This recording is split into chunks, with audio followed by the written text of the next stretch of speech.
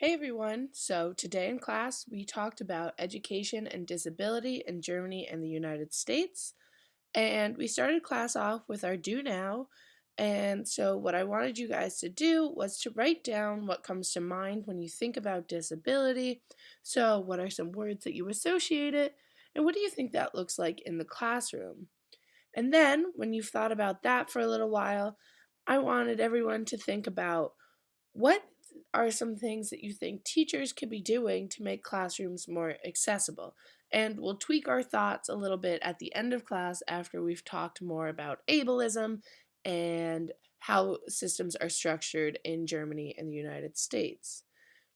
And so, ideally, today, what we want to get through is to create knowledge about the education systems in both countries and get an idea about what we think ableism is and try to be able to define that in our own words.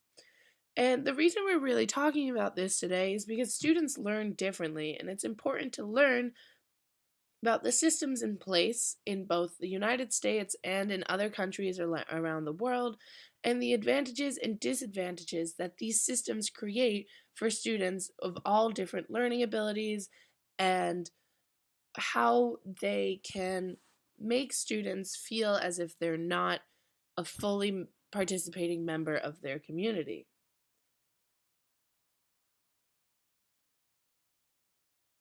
And so, what I want you guys to be thinking about during this lecture and when we're talking is the idea that none of these structures are put in place by coincidence.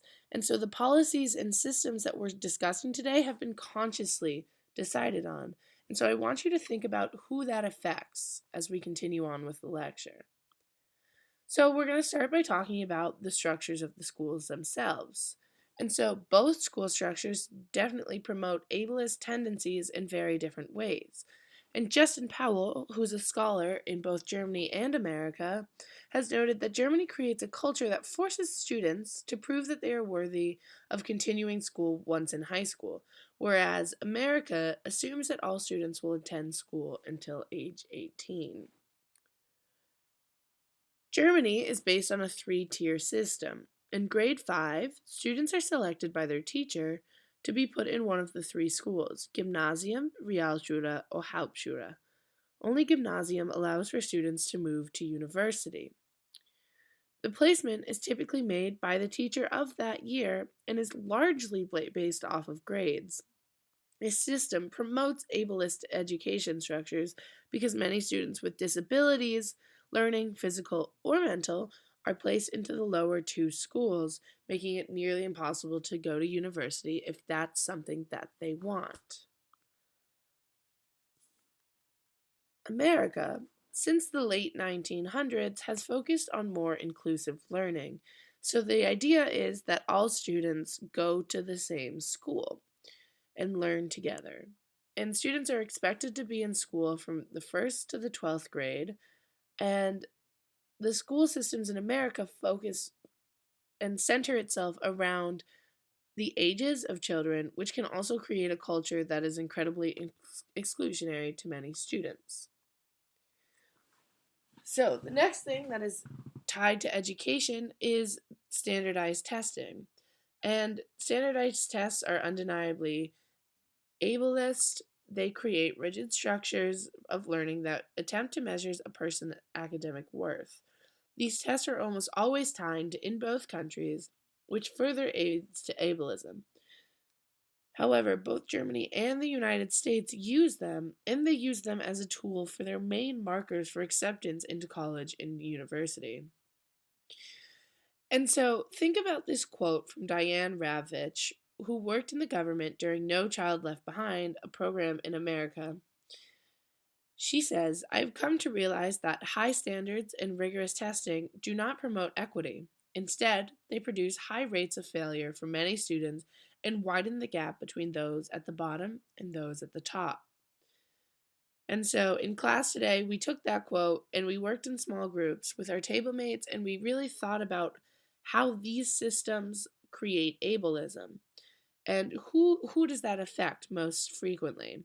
And why is this such a problem And so we were drawing off ideas from both lived experience of things we've either experienced ourselves or seen or heard of, or just based off of the things we talked about in class already. So here are some things we kind of came up with after working together. Disability and education are intrinsically tied together. A common saying of disabled people in the rights activist movements is nothing without us. And so that's the idea that every conversation that takes place should include disabled people. They should always be included into the conversations and be thought about when creating new structures, new systems. And so this undoubtedly ties to education. Education systems have historically relied on medical models for diagnosis of disabilities. Many schools require doctor's notes that affirm their disability. However, sometimes lessons are created in ways that are exclusionary to those with disabilities. Students in American school systems that have disabilities sometimes say that they feel as if their lessons are being taught in ways that do not seem accessible to them, and they are learning in ways the teachers want them to learn, not how that works best for them. With America's focus on students staying in their grades according to their age, this can force students into lessons they aren't yet ready for. And Germany has created a school system that often leaves students with disabilities unable to go to university. Creating schools that are not inclusive do not allow for students with disabilities to get the education they deserve and continuously promotes ableism in everyday life. With only one way to promote your worth for university, students that struggle with taking tests are left out with no other methods or options for acceptance. So, what are the things that are happening right now to change it? Currently, many school structures are moving towards more inclusive schooling. Many states in Germany have combined the bottom two tiers of their systems and only have two schools now, and a few have even gotten rid of them altogether and are now just focusing on inclusionary school systems. However, the structure still very much exists, and both America and Germany rely heavily on standardized testing to prove a student's knowledge, and ultimately, their worth in a school system. Schools, however, are slowly moving towards ideas of universal design and creating lessons that are inclusive towards everyone. Especially with the abolishment of No Child Left Behind created by President Bush, America's systems are slowly moving away from national testing, and more importantly, there is not as much pressure put on schools to present high scores for all students. Germany has also been seeing protests that will hopefully lead to changes in their testing systems. A few weeks ago, in early May, there was national protests by students in Berlin that were to remove outdated and unfair English reading sections of their university entrance exam. And so, what are we working towards? What is universal design? And basically, it attempts to make classroom learning environments and lessons accessible to all. And if universal design is implemented perfectly, there should be no barriers to education. Anyone, disabled or not, can learn together and in ways that promotes their best learning methods.